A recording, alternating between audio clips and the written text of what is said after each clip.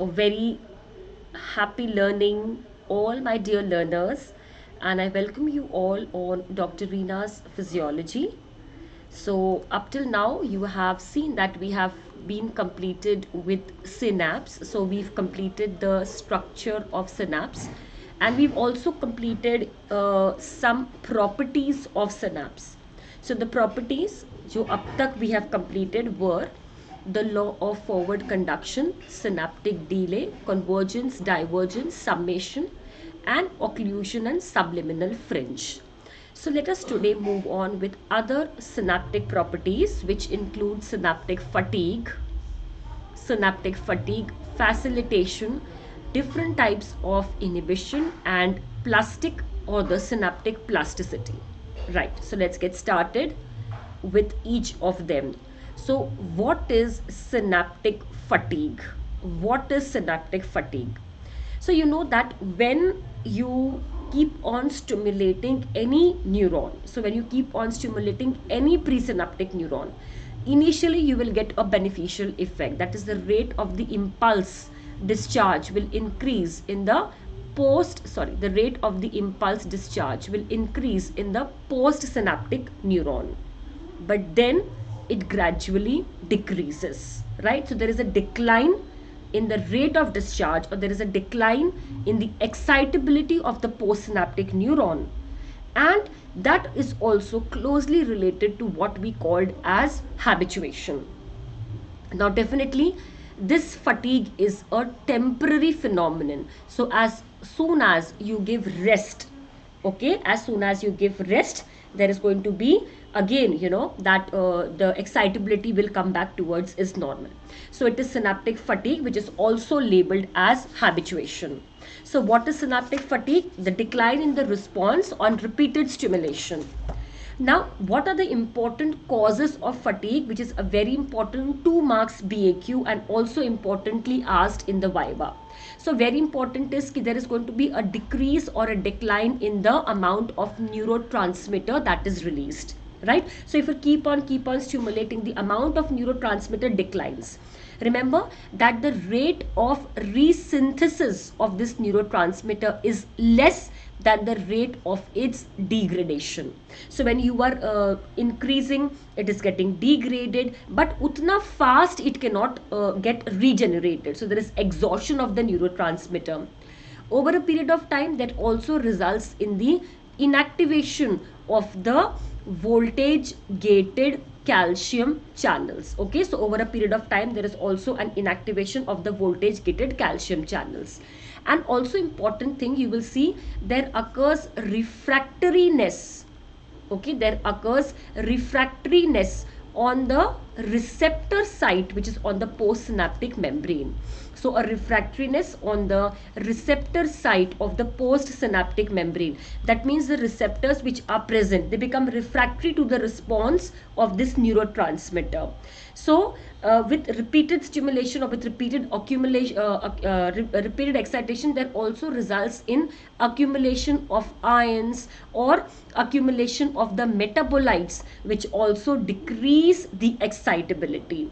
So synaptic fatigue per se can be a 2 marks BAQ. You should know the definition, you should know it is temporary, and you should know the causes. Now, this fatigue and this recovery from the fatigue, they are very important phenomenon, because they are short term mechanisms for modulating the sensitivity of the neuronal circuits. So this is a highlighting point which I expect my students to remember. Now, can this fatigue be effective or protective? Anytime. Yes, it is very protective.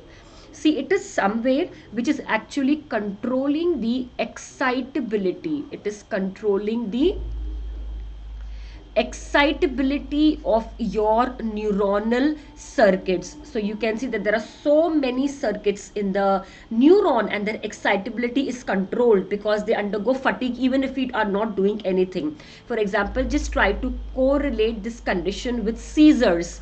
a person who is having epileptic seizures. So epileptic seizures is characterized by increase in the neuronal excitability. And even if you are not giving a SAP treatment to this patient, you will find that after some time the seizures will stop. Though they may be excited again, but for some moment they're going to stop even without any treatment. That is because of the phenomenon of this fatigue. So the fatigue is very important mechanism which is protecting the neuronal excitability. And remember, the seat of fatigue in human beings is the synapse, because when we are studying, the fatigue mechanism, and we show you in the skeletal muscles there, in the case of the frog's skeletal muscle, we say that the NMJ is the seat of fatigue, but in human beings the seat of fatigue is synapse. And therefore there is the role of coffee, tea, or some kind of relaxation to the mind, and again you become reactive. If you give some rest to your brain, and if you are motivated, you work more. So the seat of fatigue in human beings is synapse. Coming to the next important property, which is called as synaptic facilitation.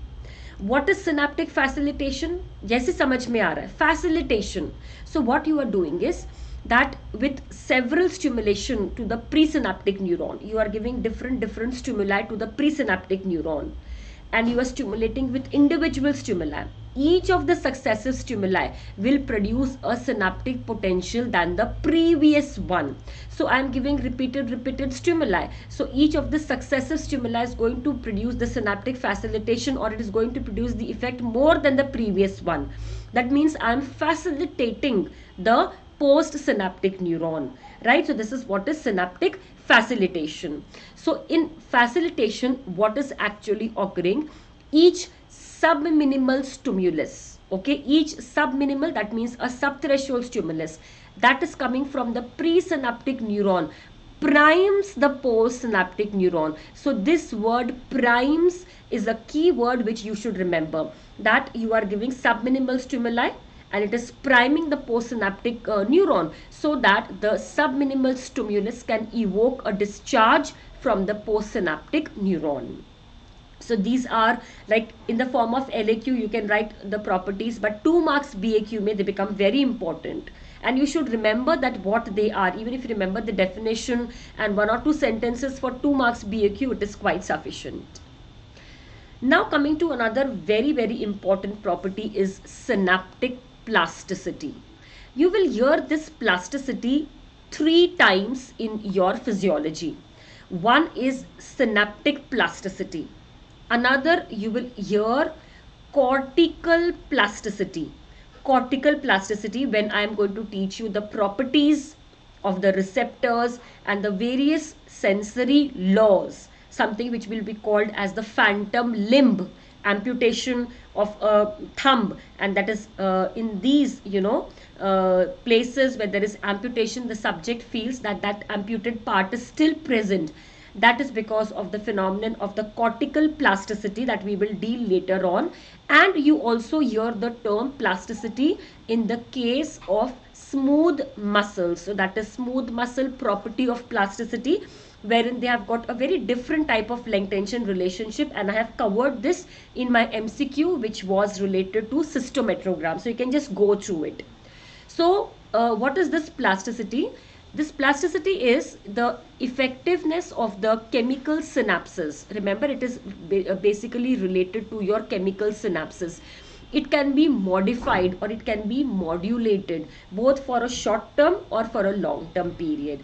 That means you can bring about strengthening of the synapses, you can bring about weakening of the synapses, and the synaptic transmission can be altered both at the level of the presynaptic and the postsynaptic neuron. So synaptic plasticity is basically modifying the effect of the synapse.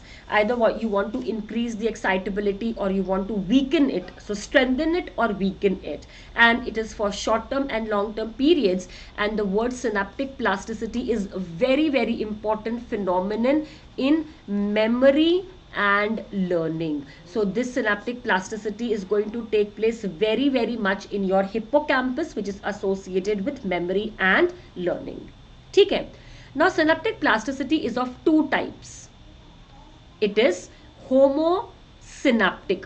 Homosynaptic. Homo That means it occurs within the same neuron, right? It occurs within the same neuron and results from changes which are brought about in the resting membrane potential or in the firing of the action potential. So you're going to bring about the changes in the same neuron. You are not involving any additional neuron. Whereas in heterosynaptic type of the plasticity, that is involving the inputs from other synapses. So this can be presynaptic inhibition, it can be presynaptic facilitation, which is also called as sensitization. So synaptic plasticity ka definition: types, homosynaptic, heterosynaptic. Homosynaptics further include post-tetanic potentiations, long-term potentiation, long-term depression. So as you can see, post-tetanic potentiation and long-term potentiation, they are going to bring about the strengthening of the synapse, whereas long-term depression is going to bring about the weakening of the synaptic strength. And they again, as I told you, are important with memory, with learning. So this is again very important, and I'm going to repeat this again more in detail when we learn memory and learning. Now, what is this post-tetanic facilitation? Sorry, post-tetanic potentiation. So remember that it is a type of synaptic facilitation, right? So whenever you are strengthening or whenever you are increasing the response, it is going to be your facilitation. इसमें कैसे होता है? You give a single stimulus. Okay, so you give a single stimulus and then you give tetanic stimulation, tetanization of the stimuli. That is, you give a volley of stimulus. For example, 100 per second. Uske baad you give a second stimulus. So one single stimulus, a tetany of stimulation, and then again a second stimulus. You will find out that the second stimulus, it evokes a larger response than the first single stimuli.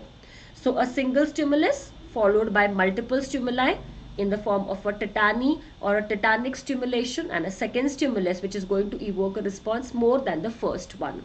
So this brief tetanizing stimulus is actually responsible to increase the calcium ion availability, especially in the presynaptic neuron.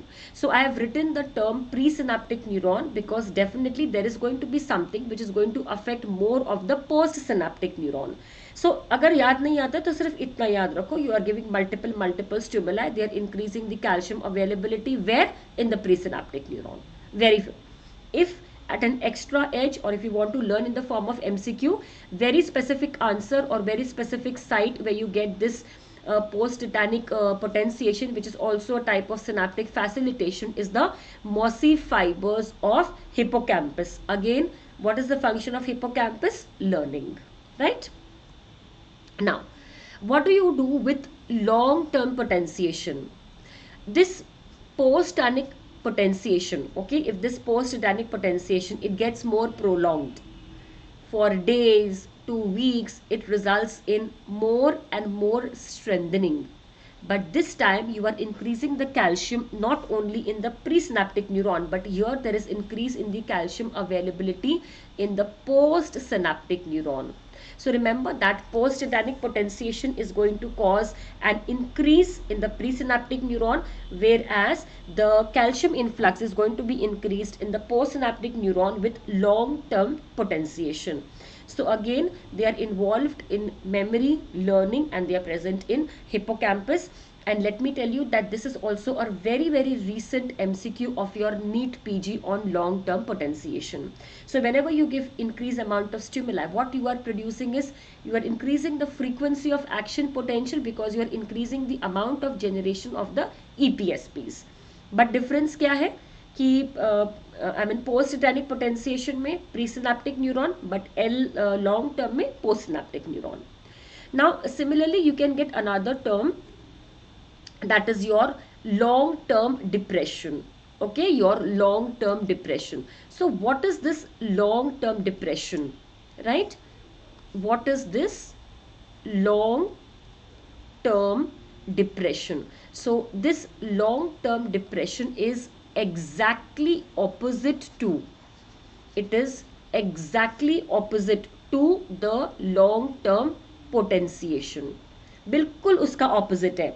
what you are doing is you are slowing down the stimulation of the presynaptic neuron. Okay, you are slowing down the stimulation of the presynaptic neuron. So when you are slowing down the stimulation of the presynaptic neuron, definitely you're going to bring about a decrease in the synaptic conduction. Okay, a decrease in the synaptic conduction, which will ultimately bring about a decrease in the calcium influx. Long-term depression is very much important also in the cerebellum, because cerebellum may, you will see that there are climbing fibers and there are mossy fibers, and the main role of the cerebellum is coordination of movements. And if any time the cerebellum becomes aware that the movements are not done in the way that they are fashioned to, or in the way where they are designed to, it brings about long-term depression of the mossy fibers. So at this particular point, I think इतना ही अगर आपको याद रहेगा कि long term depression दिखता है हमको cerebellum में, जहां पर ये काम करता है इन करेक्शन और smoothening and coordination of movements. इस पर्टिकुलर पॉइंट पर knowing this much is suffice, because ज़्यादा डिटेल आप लेंगे तो सिनेप्टिक प्रॉपर्टीज आपके दिमाग में नहीं जाएगी. Right, so what we have seen, fatigue, that is habituation, then something which is called as plasticity, which is homosynaptic. Homosynaptic includes long-term depression, long-term potentiation and post-tetanic potentiation. This is homosynaptic. The heterosynaptics, they deal with the presynaptic inhibition and the presynaptic facilitation, which we will be seeing. Now, what is this presynaptic facilitation, which is also called as sensitization? Okay, what is this? And it is associated with something which is called as non-associative learning.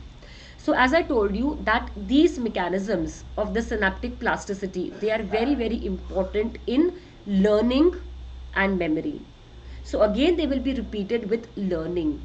Okay, and they were experimentally done on animals like snail, the sea snail. So when you give a repeated stimuli, presynaptic facilitation, so you are involving another neuron. That facilitatory neuron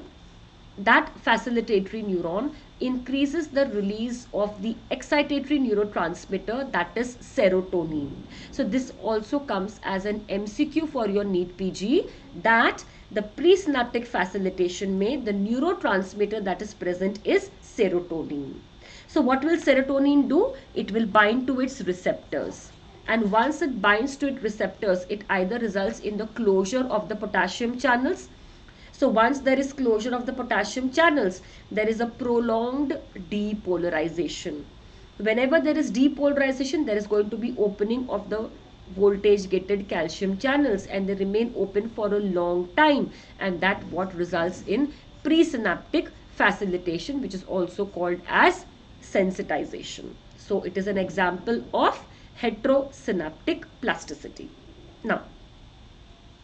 Now we come to the different types of synaptic inhibitions. This synaptic inhibition itself is a very important SAQ. So you can just get a short note on the types of the synaptic inhibition present. The first very important is post-synaptic inhibition, which is also called as a direct inhibition. So I'll make it very simple. Now suppose this is neuron A. This neuron A is going to inhibit the neuron B.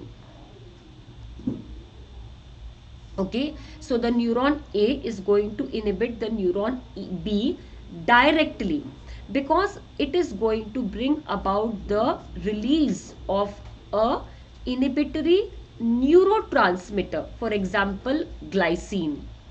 This inhibitory neurotransmitter is going to cause hyperpolarization of this postsynaptic neuron, that is B.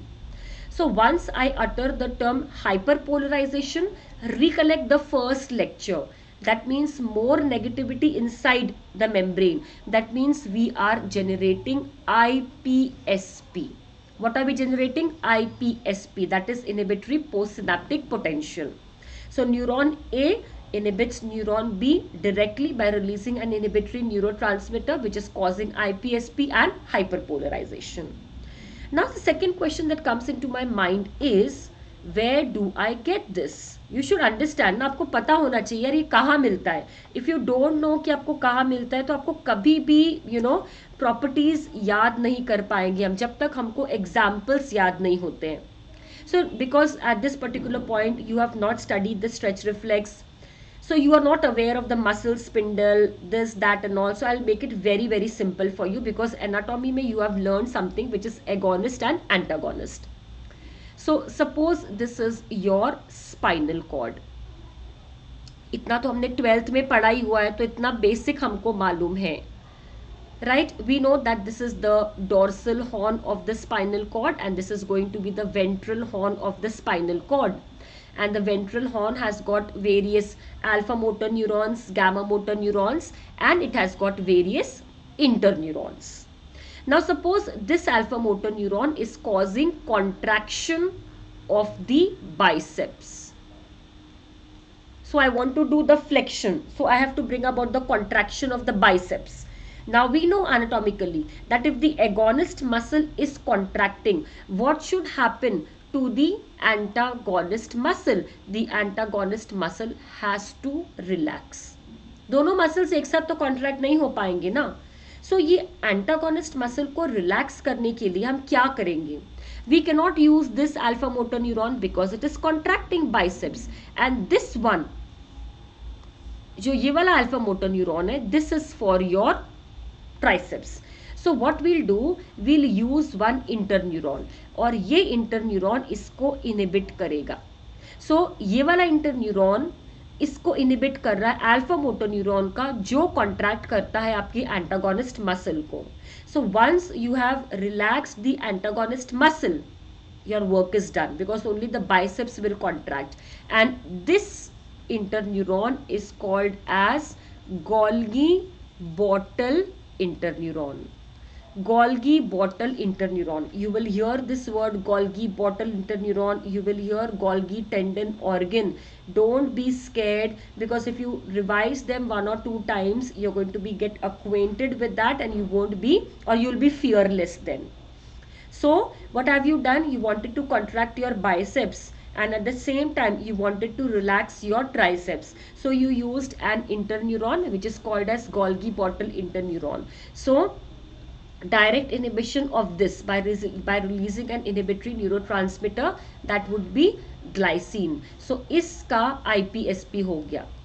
Because इसका IPSP हो गया, antagonist muscle got relaxed. So remember that direct inhibition or the postsynaptic inhibition is seen in the in the relaxation of the antagonist muscles. So actually this is dealing with the stretch reflex, this is dealing with the reciprocal innervation of the stretch reflex, but उतना समझने के लिए थोड़ा time आपको और लगेगा, because you will have to understand muscle spindle. अभी के लिए इतना समझना is suffice. Second type का inhibition होता है presynaptic inhibition, which is also called as an indirect inhibition. It is shown by neurotransmitter GABA and it is exoaxonal synapse. Presynaptic मतलब इसके पहले की synapse हो पाए, आपने inhibition कर दिया. Now suppose this is a neuron A. This neuron A was supposed to stimulate this neuron B. So A सोच रहा था कि मैं B को stimulate करूंगा so that B will release some neurotransmitters. ठीक है. So A ने सोचा कि मैं B को stimulate करता हूं और B फिर कुछ अपने neurotransmitters को release करेगा. But इसके पहले और before A stimulates B, there was another inhibitory interneuron. And this inhibitory interneuron you can see by an exoaxonal synapse inhibited A. Right? So A का inhibition हो गया. So A was planning that I am going to inhibit B so that the B is not able to bring about release of its neurotransmitters. But before A could inhibit B, A itself got inhibited by an exoaxonal synapse by this inhibitory interneuron. So abhi A will not be able to stimulate B, and therefore B will not be able to release its neurotransmitters. This type of inhibition is very, very important. It is seen in the case of drugs like barbiturates. Okay, so it is seen in the case of drugs like barbiturates. But इससे भी easy मैं आपको बताती हूँ, या इससे भी important जो हमको याद रखना चाहिए, it is seen with tetanus toxoid. Now tetanus कैसे होता है और tetanus के symptoms क्या होते हैं? You know that whenever there is injury, a road traffic accident or anything, and you come across gram negative bacteria, that is your Clostridium tetani. Your Clostridium tetani. This Clostridium tetani will be deposited on the open wound, and it shows retrograde transport. So when you study neuron, structure of neuron, and when anything is transported from the cell body towards the terminal, it is antigrade, सीधा साधा transport. But जब ऐसे उल्टा हो जाता है, that means from the axonal endings it is moving towards the cell body, it is retrograde. This clostridium tetani का जो टॉक्सॉइड है, टेटानस का जो टॉक्सिन है, it is taken up by retrograde transport, and it brings about this presynaptic inhibition, and by this presynaptic inhibition it decreases the release of inhibitory neurotransmitters like glycine and GABA. Now what is क्या फर्क पड़ता है अगर inhibitory neurotransmitter release नहीं हुए तो? Inhibitory neurotransmitters बहुत important है. They are going to prevent the hyperactivity of the muscles, right? इसीलिए tetanus poisoning में there will be spasticity of the muscles, and one of the very important feature which is called as the lock jaw. So आप clinical जब side में जाओगे आप पढ़ोगे lock jaw, spasticity मतलब muscles का एक्साइटेबिलिटी बढ़ गया या मसल्स की स्पास्टिसिटी बढ़ गई. क्यों बढ़ गई? बिकॉज उसको कंट्रोल में रखने के लिए हमको इनहिबिटरी न्यूरोट्रांसमीटर्स चाहिए होते हैं, जैसे कि ग्लाइसिन और गाबा. ये रिलीज नहीं हो पा रहे बिकॉज टेटानस टॉक्साइड ने क्या किया? Presynaptic inhibition and prevented the release of inhibitory neurotransmitters. So this becomes very important even when you are planning to study for the next, for the NEET PG. जब तक आपको examples पता नहीं होते हैं ना बेटा, there is no use of studying physiology, right? So postsynaptic, presynaptic. Now I won't add you much more, but when I am going to teach you the pain pathway, at that time also we are going to come across this word, that is presynaptic and the postsynaptic inhibitions.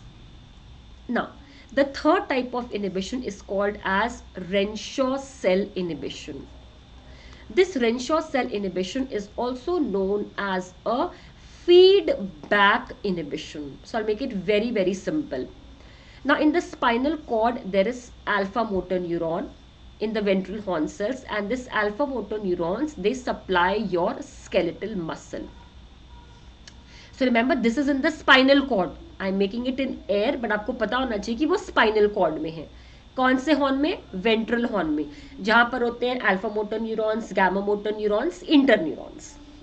अब ये इसको supply करेगा, but इसकी activity को हमको कैसे रखना है? कोऑर्डिनेटेड रखना है, प्रिसाइज रखना है, सो दैट जो हमारे मूवमेंट्स हैं वो बिल्कुल स्मूथ हो.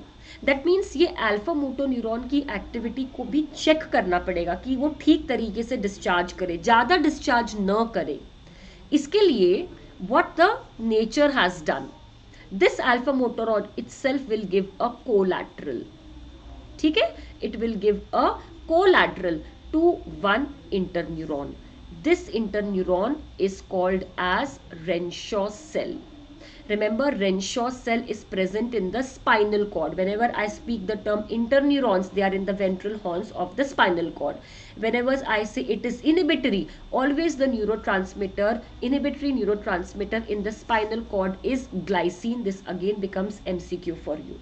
ठीक है, अभी ये Renshaw cell को एक collateral मिल गया from the alpha motor neuron. Now what it will do? It will go and inhibit the same alpha motor neuron.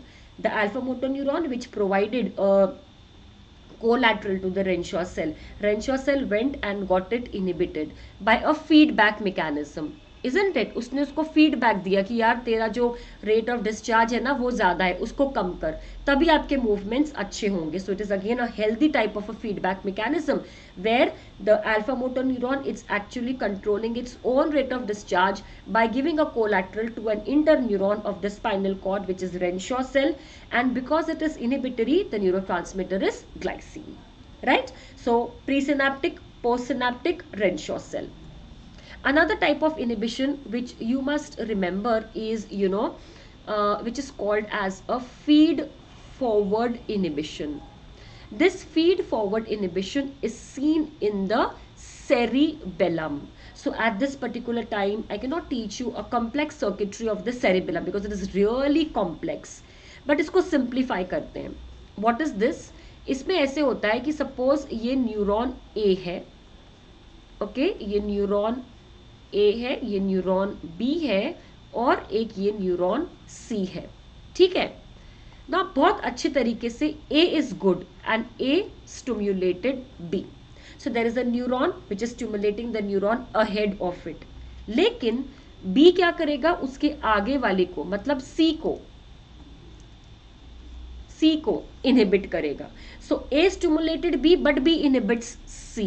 That is feed forward inhibition, which is seen in the cerebellum. So at this particular point, just remember feed forward inhibition in the cerebellum, because unless and until you understand the complex circuitry, it will be difficult for you to adapt. But when I use the term feed forward, when I'm teaching you cerebellum, you are able to recollect. हाँ ठीक है, ये ma'am ने बताया था कि मैं इसको स्टिमुलेट करूंगा बट ये आगे वाले को इनहिबिट करेगा.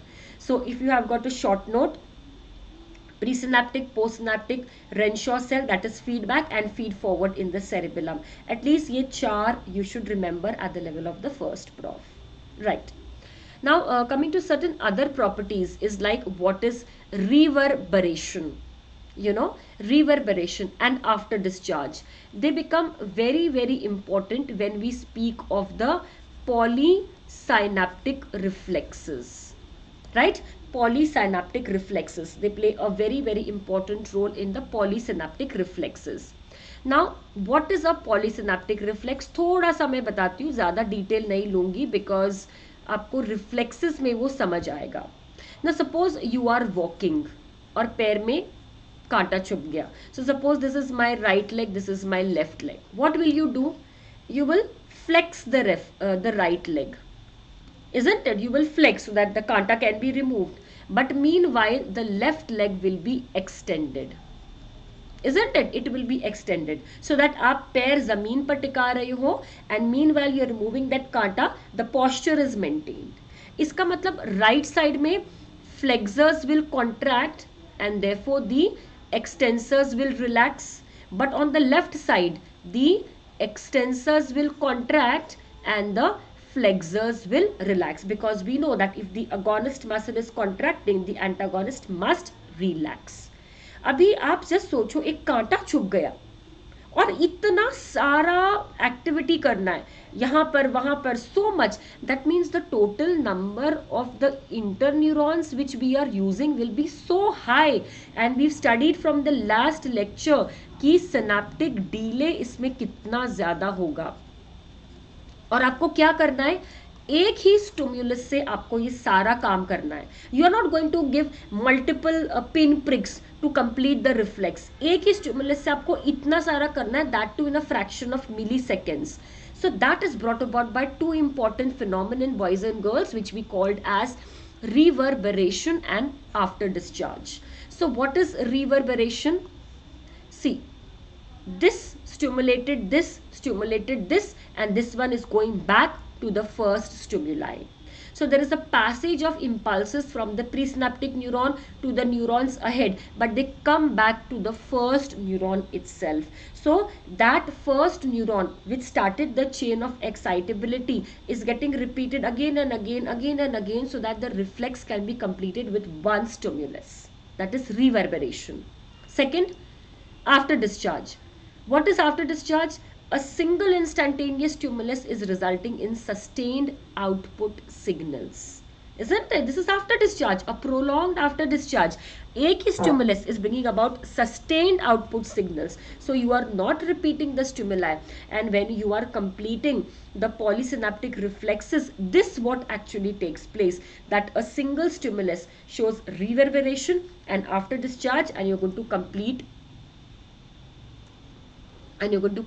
the entire reflex. So these become very very important when we are going to correlate them with the synaptic, with the reflexes.